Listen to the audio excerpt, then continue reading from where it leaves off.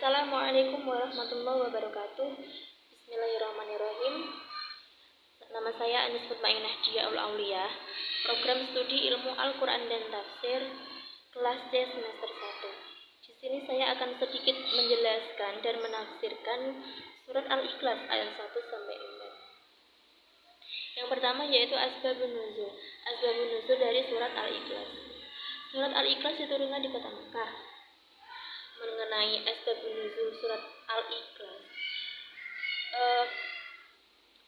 pada zaman dahulu Kanjeng Nabi itu ditanya oleh orang-orang musyrik, tetapi pendapat lain juga mengatakan bahwa orang-orang musyrik itu adalah orang-orang Badui. Mereka berkata kepada Kanjeng Nabi, "Hai Muhammad, gambarkanlah kepada kami mengenai Tuhanmu."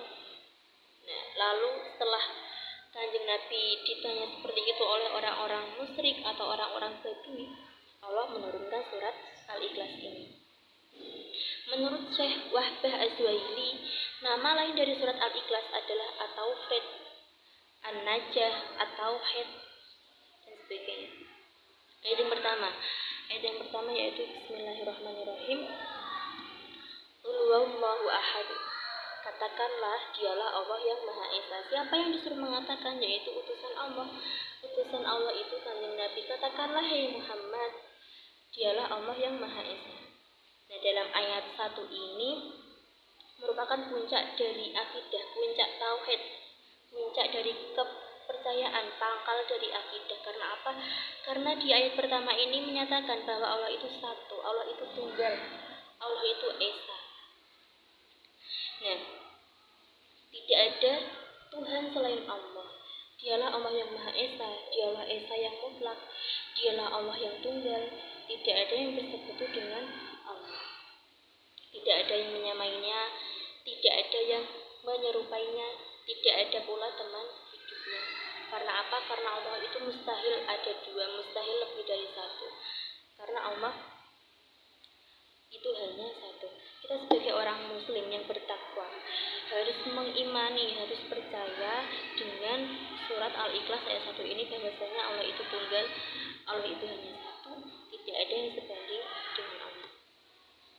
Ayat yang kedua yaitu Allahus Samad, yang artinya Allah adalah Tuhan yang bergantung kepadanya segala sesuatu. Maksudnya apa?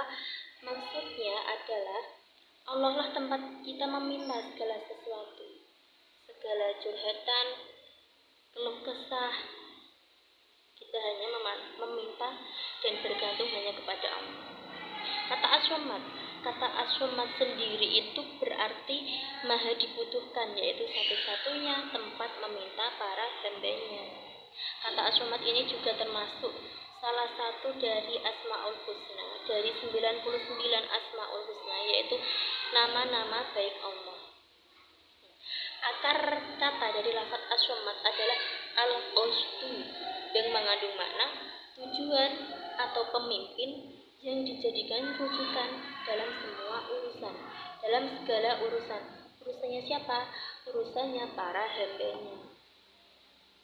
Ayat yang ketiga yaitu lam yalid wa lam yulad. Allah tidak beranak dan tidak pula diperanakkan. Allah tidak beranak dan tidak pula diperanakkan. Tidak ada yang sejenis dengan Allah sehingga Allah menikah, sehingga Allah melahirkan, sehingga Allah memiliki keturunan. Itu tidak. Karena apa? Karena Allah tidak diperanakkan dan tidak pula beranak. Allah itu kekal, tidak bermula dan tidak berakhir. Ayat ini juga menantang dakwaan-dakwaan dari orang-orang musyrik yang mengatakan bahwa malaikat-malaikat itu adalah anak perempuan, dan menentang dakwaan-dakwaan dari orang-orang Yahudi Nasrani yang menganggap bahwa Nabi Isa alaihissalam itu adalah anak laki-laki dari Allah. Ibnu Abbas berkata, dia tidak beranak sebagaimana Maryam melahirkan Isa dan tidak pula diperanakkan.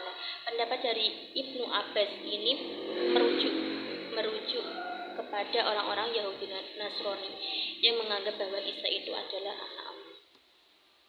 Ayat yang keempat, walam yakul lahu kufuwan ahad, dan tidak ada sesuatu yang setara dengan Allah. Dalam ayat ini Allah menjelaskan lagi bahwa tidak ada yang setara, Tidak ada yang sebanding dalam apa? Dalam segala hal, dalam hal sifat, dalam hal zatnya, dalam perbuatannya. Tidak ada yang sebanding dan setara dengan Allah. Ayat ini juga tantangan terhadap orang-orang yang beriktikat bahwa ada yang setara dengan Allah dalam perbuatannya. Sebagaimana pendirian orang-orang musyrik Arab yang mengatakan bahwa malaikat itu adalah sekutu Allah. Kata kufuan dari ayat ini, kufuan, yaitu dari kata kufu. Kufu itu artinya sama. Tidak ada yang setara, apalagi kok sama dengan Allah. Karena Allah itu tidak ada yang menyerupai. Allah yang menciptakan, Allah pula yang berhak menghancurkan. Dialah Allah pemilik segala sesuatu. Maka tidak mungkin dia memiliki tandingan. Maka tidak mungkin Allah memiliki tandingan apalagi dari kalangan makhluknya yang tidak bisa menyamai. Wallahu a'lam bishawab. Shadaqallahu azim. Kurang lebihnya mohon maaf. Wassalamualaikum warahmatullahi wabarakatuh.